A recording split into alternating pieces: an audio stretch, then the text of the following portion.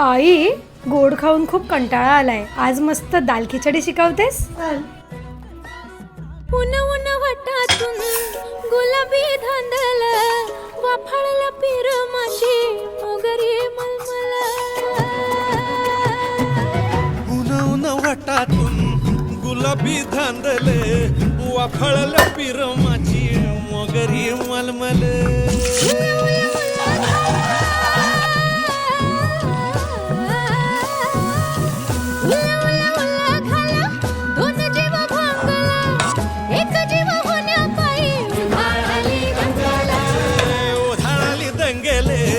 जीव घेणी दंगेले वाफळल्या पिरमाची मोगरी मलमल.